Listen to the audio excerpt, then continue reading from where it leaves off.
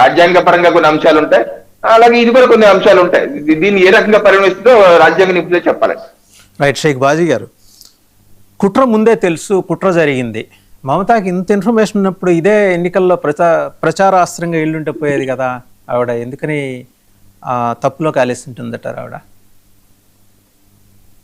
వాసుదేవన్ గారు, మీకు ప్యానెల్లో ఉన్న సభ్యులకి, మన వీక్షకులందరికీ కూడా శుభోదయం అండి. అందరికీ నమస్కారం. ఇప్పుడు షరీఫ్ ఉస్మాన్ హాదీ ముందు అతను ఒక ఇన్కిలాబ్ మంచ్ అనే దానికి అతను ఒక అధ్యక్షుడు ఉన్నాడు. అతను మరి బంగ్లాదేశ్ ఢాకాలో ఉన్న ఒక మసీదు, ఏదైతే పల్టాన్ అనే ప్రాంతంలో ఉన్న మసీదు నుంచి బయటకు వస్తుండగా వీళ్ళు కాల్పులు జరిపారు.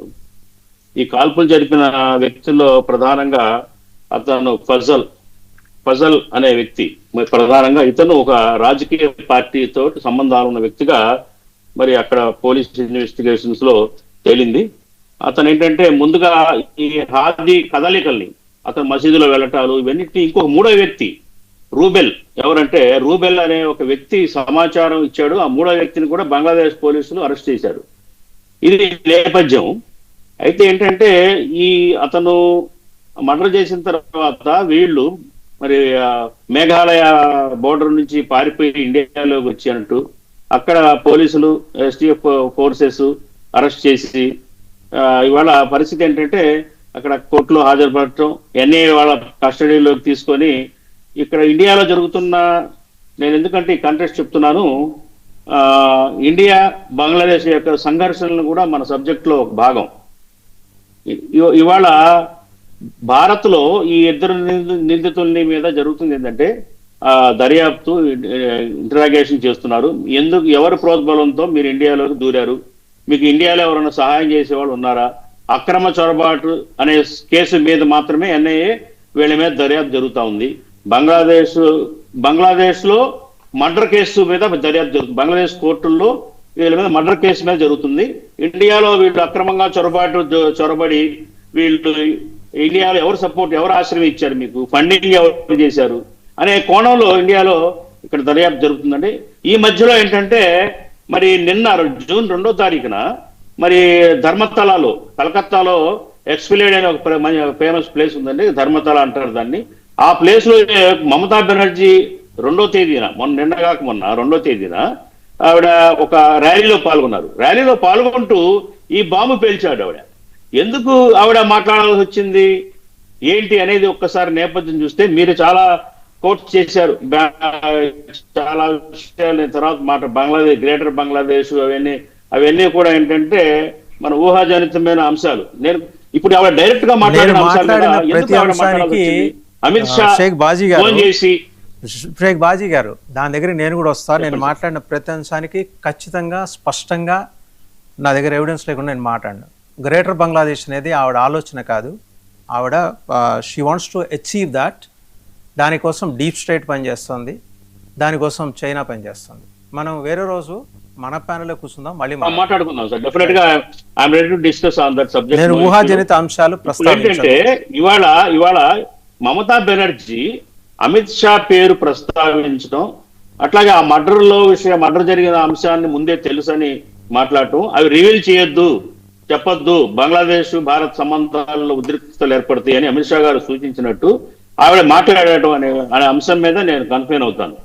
ఆవిడ ఎందుకు మాట్లాడింది, ఏ ఉద్దేశంతో మాట్లాడింది? ఇవాళ నా వ్యక్తిగత అభిప్రాయం ఏంటంటే, అమిత్ షా గారు నిజంగా ఆవిడ ఫోన్ చేయకపోయి ఉండొచ్చు.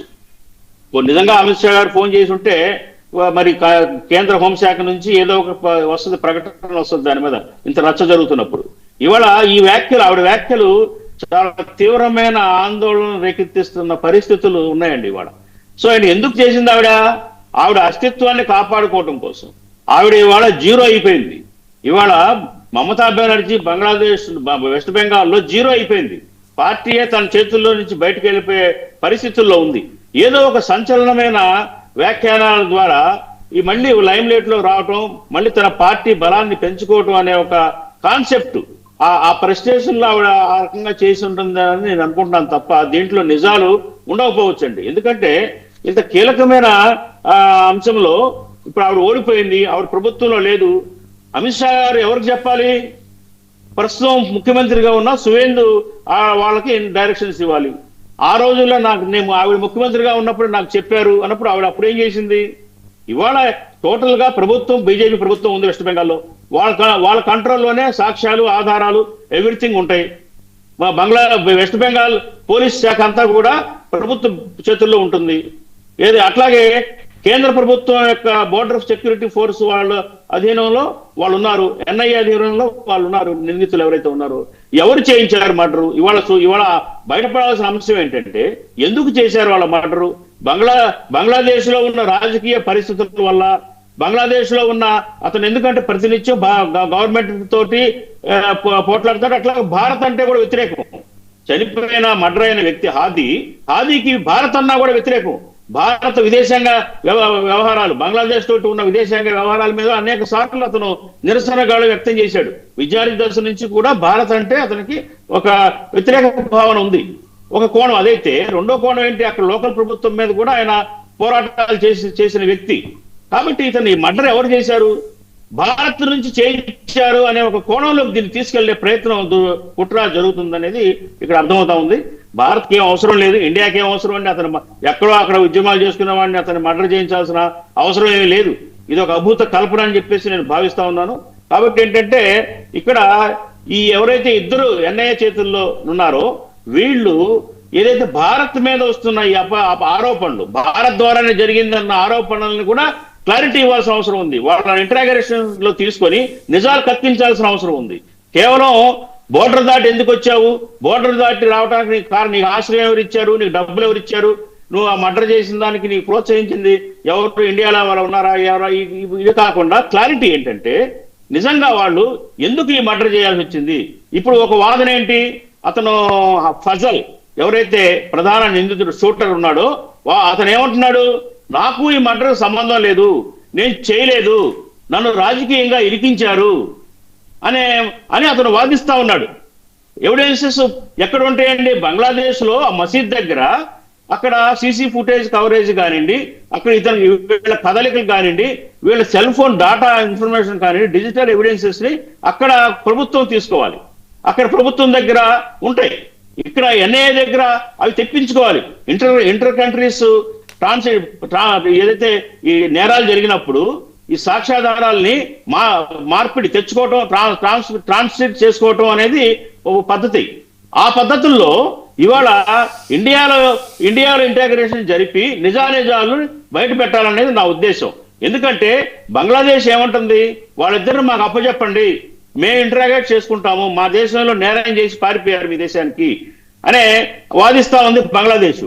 కానీ ఏంటంటే వీళ్ళు ఇక్కడ చిక్కారు, ఇక్కడ దొరికారు, మేము చేయలేదు ఈ మర్డర్, మాకు సంబంధం లేదు అంటున్నారు వీళ్ళు. కాబట్టి వీళ్ళకి సంబంధం ఉందా, వీళ్ళకి సంబంధం లేదా, నిజంగా వీళ్ళని ఇరికించారా అనేది తేలాల్సిన అవసరం ఉంది. ఈ తేలాలంటే రెండు దేశాల యొక్క పోలీసులు, న్యాయ వ్యవస్థ పరస్పర సహకారంతో ఎవిడెన్స్ మార్పిడి చేసుకున్న తర్వాత మాత్రమే ఇది సాధ్యపడుతుంది. ఇండియా పాత్ర ఉందా, లేదా ఇండియాలోనే ఎవరన్నా శత్రువులు ఉన్నారా హాదీకి? వాళ్ళ ద్వారా అక్కడ, ఎందుకంటే బంగ్లాదేశ్ వెస్ట్ బెంగాల్ వేరు కాదండి, పక్కనే. నేను బంగ్లాదేశ్ లో కూడా నేను కొన్ని ప్రోగ్రామ్స్ చేసిన, నా బిజినెస్ ప్రోగ్రామ్స్ 2-3 నెలలు ఉన్నాను అక్కడ. అక్కడ బెనాపోల్ బోర్డర్ నుంచి అలా వెళ్ళిపోవచ్చు, పొలాల్లో నుంచి వెళ్ళిపోవచ్చు, వారు రావచ్చు పోవచ్చు, స్వేచ్ఛగా పోతా ఉంటారు బంగ్లాదేశ్ కి వెస్ట్ బెంగాల్ కి. కాబట్టి ఏంటంటే ఇక్కడ ఈ హత్య అనేది చాలా కీలకమైన అంశం. హత్య బంగ్లాదేశ్ రాజకీయ పరిస్థితుల వల్ల, అక్కడ రాజకీయ ఉద్రిక్తతల వల్ల జరిగిందా, ఇండియా నుంచి ఎవరన్నా అంటే ఇండియాలో ఉన్న, భారతదేశంలో ఉన్న మన ప్రభుత్వాలు కానివ్వండి, లేకపోతే వాళ్ళ ద్వారా అంటలేదు, ఏదన్నా వేరే శత్రు వర్గాలు ఏమైనా ఉన్నాయా అతనికి అనే కోణంలో నుంచి కూడా పరిశోధన చేయాల్సిన అవసరం ఉంది. వీళ్ళని బంగ్లాదేశ్ ప్రభుత్వానికి అప్పగించకూడదు, ఇక్కడే వాళ్ళ మీద పూర్తి స్థాయి విచారణ జరిపి నిజాలు నిగ్గు తేల్చి ప్రపంచానికి తెలియజేయాల్సిన అవసరం ఉంది అని చెప్పేసి నేను భావిస్తా ఉన్నానండి.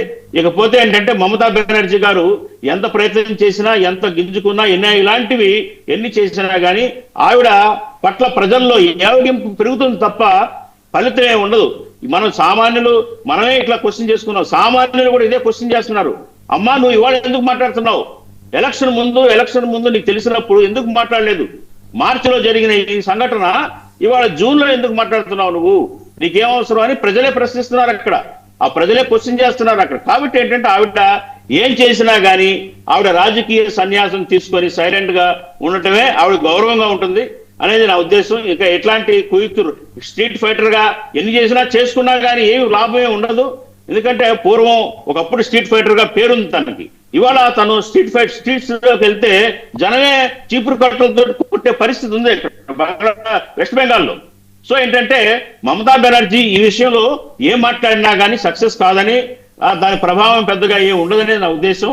కాకపోతే ఏంటంటే ఉద్రిక్తత నిజంగా బంగ్లాదేశ్ ప్రజల్లో కొన్ని అనుమానాలు రేకెత్తించడానికి ఈ వ్యాఖ్యలు పనికొస్తా ఉన్నాయి కాబట్టి తప్పించి వీటి వల్ల ఏం ప్రయోజనం లేదనేది నా ఉద్దేశం అండి. కాకపోతే ఏంటంటే దీని మీద క్లారిటీ రావాలి, క్లారిటీ ఎవరు మర్డర్ చేశారు, ఎవరు చేయించారు అనేది క్లారిటీ రావాలి. అసలు ఇతను ఏదైతే ఇతను ఫజల్ చేశాడా చేయలేదా ఆ ఎవిడెన్సెస్ కూడా బంగ్లాదేశ్ ప్రభుత్వం నుంచి సీసీటీవీ ఫుటేజ్ని గ్యాదర్ చేసుకుని ప్రపంచానికి తెలియజేయాల్సిన అవసరం ఉంది. రైట్ బాజీ గారు, ఒకసారి కల్నల్ పరమేశ్వర్ గారి దగ్గరికి వెళ్ళాం. కల్నల్ పరమేశ్వర్ గారు, నవద్వీప్ చైర్మన్ బిమన్ కృష్ణ సహా అరెస్ట్. ఇతను ఏంటి, టీఎంసీ లీడరు, సహాయ సామాగ్రిని దోచుకోవటం, లంచాలు. ఇతనితో పాటు ఇంకొక హల్దియాలో జరిగిన ఉద్యోగ కుంభకోణానికి సంబంధించి టీఎంసీ నాయకుడు తిలక్ కుమార్ చక్రవర్తి అరెస్ట్. ఆయన ఇప్పుడు జైల్లో ఏదో వేరే ఉద్యోగం ఇచ్చారు, ఈ రాళ్ళు కొట్టడం ఆ ఉద్యోగం ఇచ్చారు, చేస్తున్నట్లు వస్తాం. నెక్స్ట్ టీఎంసీ లీడర్ ఇంకొక ఆయన జయప్రకాష్ మజుందార్, ఆయన అయితే పోలీస్ వ్యాన్ నుంచి నేను దిగను, నా అభిషేక్ బెనర్జీని కొట్టినట్టు నన్ను కూడా కోడిగుడతో కొడతారు. Series of incidents are been taking place అండి. అండ్ ఇందాక బాజీ గారు ఒక విషయం ప్రస్తావన చేశారు, ఏంటంటే ఇంటరాగేషన్ అనేది ఇక్కడే జరగాలి, ఈ